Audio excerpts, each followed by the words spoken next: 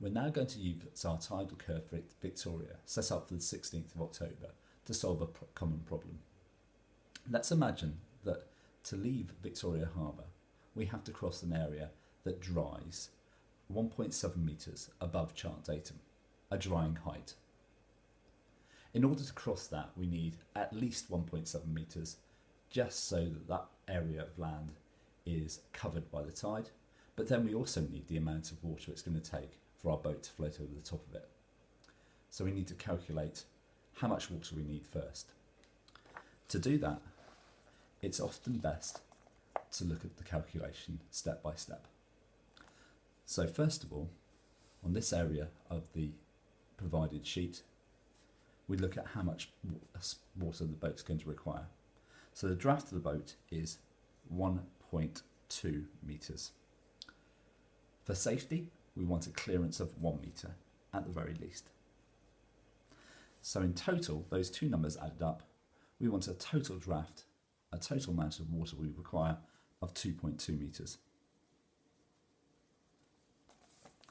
Moving that down onto this table here, we require 2.2 metres of water.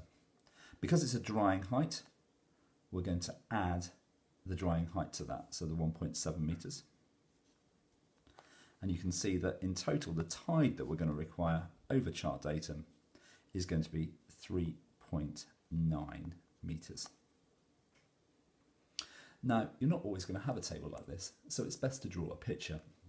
Here we have a pre-drawn picture with two examples, either a drying height or a charted depth. So in this case, a drying height. So I'm going to draw my boat with a draft of 1.2. I'm going to draw my clearance that I require, which is 1 metre, and I can see my drying height, which I can mark that depth in as well, as 1.7.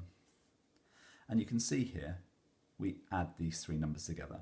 And looking down the work we've done so far, we've added these two numbers together, and then we've added the third number together. The only difference, if it was a depth, is that we would subtract the depth from our calculation.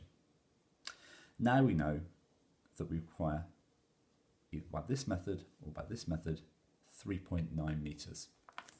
We then turn back to our tidal curve, and this time we start from this end of the chart. We look on our scale for 3.9 metres, and we mark off 3.9 metres. Using our straight edge, we come down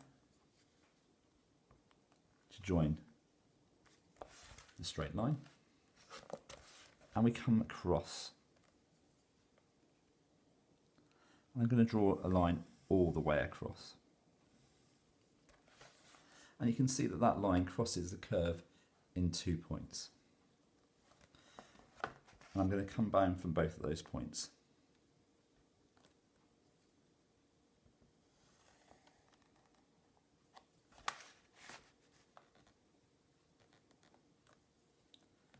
And down here as well.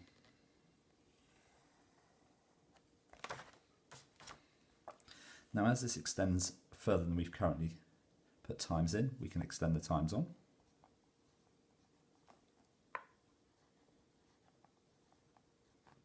One hour at a time. And we can see that we've got two times here. This time here is 2 segments on from 34 minutes past, so 20 minutes further on. So approximately 17:55. And this one again is 2 small divisions on from 22:34, so very roughly 22:55. So we can expect there to be enough water to get over this charted height between approximately 6 o'clock and approximately just before 11 o'clock that afternoon going into evening.